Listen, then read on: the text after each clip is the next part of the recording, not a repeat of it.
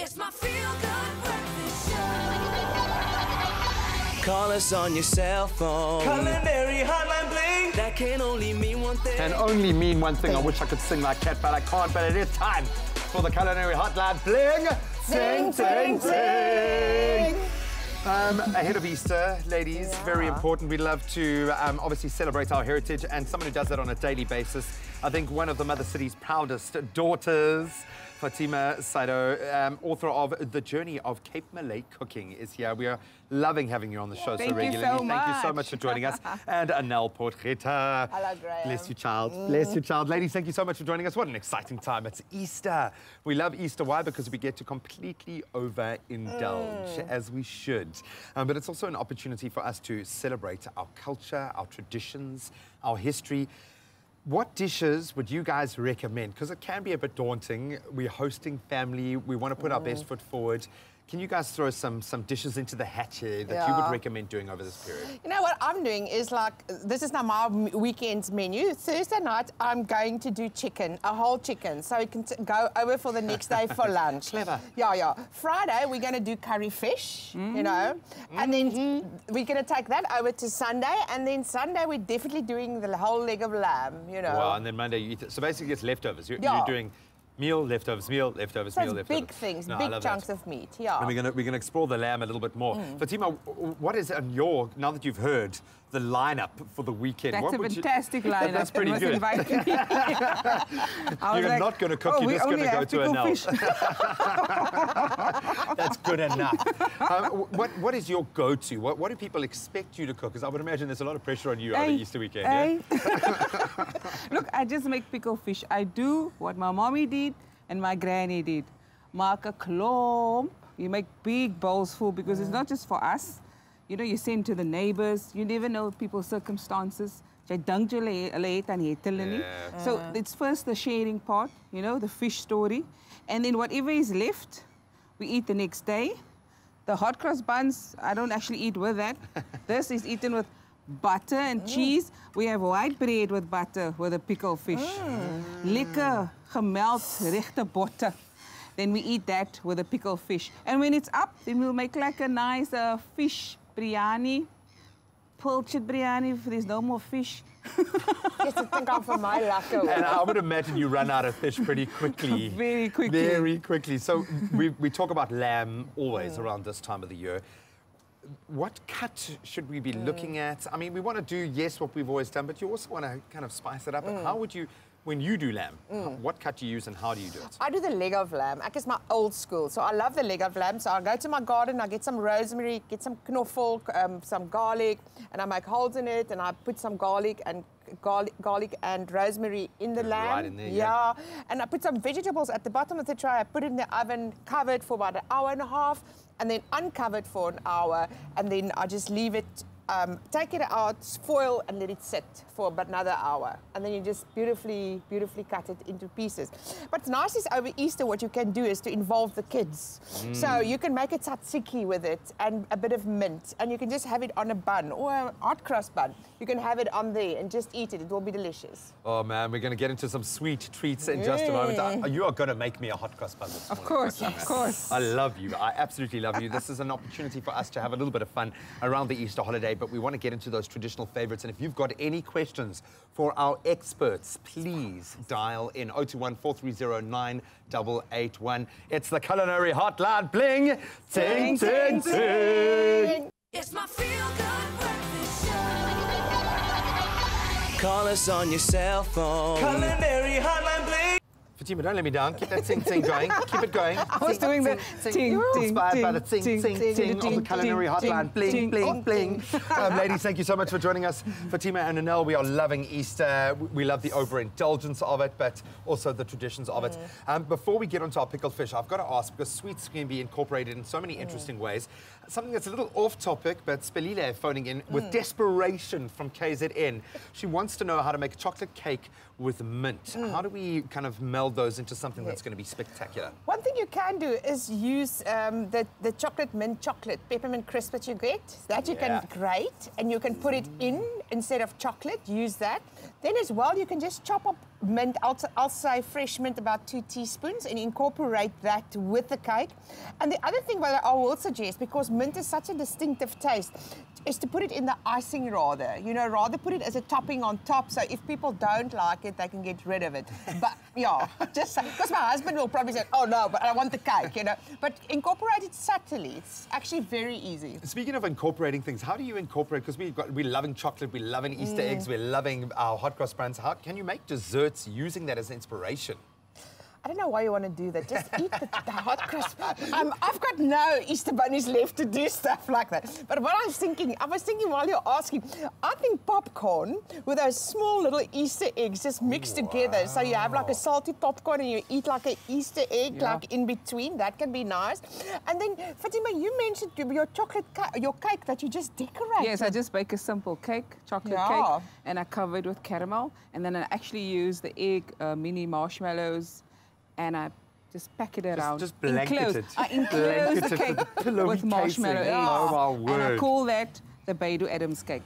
Spilila has just changed her idea completely now. Hopefully we've inspired you. Thank you so much. Now, a lot of people, I would imagine, want your intellectual property when it comes to pickled fish. This is Cape Malay at its best. How do we go about pickling the most amazing, awesome fish so we can then put it on a lekker witbroodjie and devour it? Where do we start? Look here, with the fish, it's all about what you can afford. You know, those years, oma en die oupa en pa het gegaan vis vang. Bring it in, They would bring it in. Now we just have the convenience of buying. I do what I can afford. I afford hake fish. Hake is good. I love hake because it sucks up more of the flavors and it has no bones. But you can use snook, you can use any fish you like. What your family uses from generation to generation. So the recipe is very simple. Mine is extremely simple. You simply fry your fish, shallow fry, dip it in a little flour and turmeric and salt. Season is very, very important. Is it important to have the batter on there before you... Well, it's not really a batter. Just to You have just that dip lovely in some crispy flour, coating. right? And then you fry it off and you'll get this. And don't fry it too long, otherwise it's going to dry out. And then the yellow color is the turmeric. I That's put turmeric in the flour. So it colors it. You can put like pepper on, black pepper. This looks fancy. Yes, it's easy. And then you have your pot. You have some water in here. And then I add some vinegar. And here's also to your taste. Sugar, again to your taste. Everyone makes theirs different. You This want is that my sweet and version. sour, that's the You key, must yeah. have it. So that is why it's important you taste as you go along, right? And now, of course, your bay leaves. You can't make pickled fish without this. We throw it in. And then your peppercorns and your coriander seeds. And I'll just chuck it all in.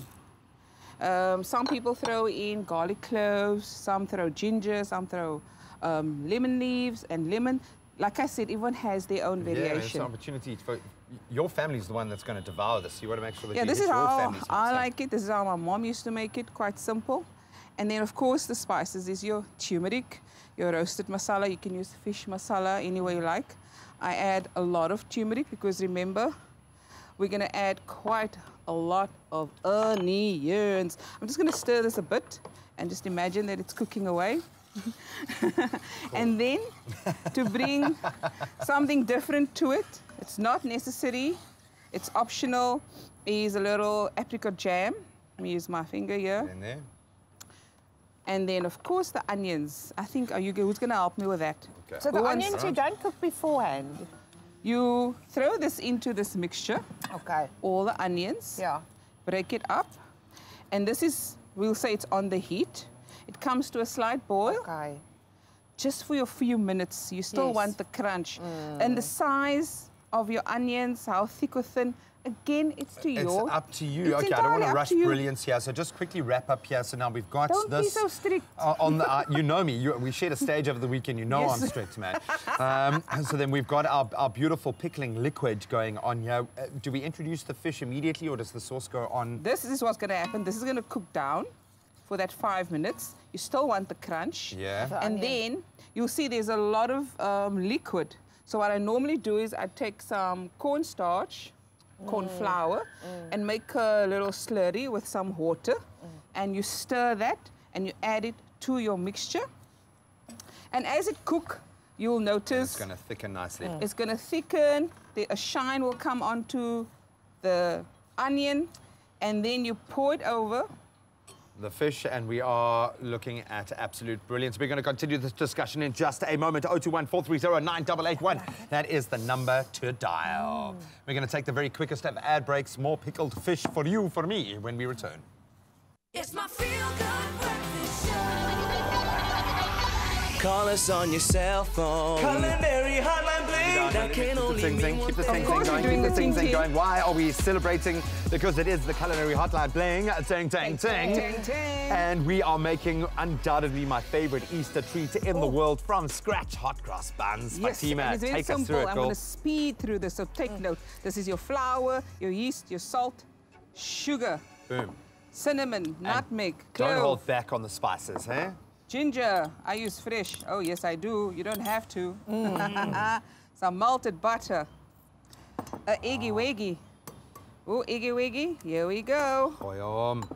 Milk. And then it's stirring. It's such I'll a simple add the batter. raisin afterwards. Do you have to knead that? I have to knead it for 10 Okay. minutes. Then you let it rise. And then you form the balls like that. How long do you need it to prove or to rise when you say, how long does that batter need to stay If in it that has space? butter in and milk, you do it a bit longer because it's now a sweetened bun, you see? Okay. And we throw that in, Some lekker Stir. raisins, sultanas. and I'll see how it goes. Perfecto. And then Quite a I've dry made the mix. crosses here. What's in that cross mix in that little It's piping flour bag? and water, ne, Fatima? That you've Flour and water, you mix it. just... Yeah. And then you put it in the oven, bake it 180, and you'll see it turn this color.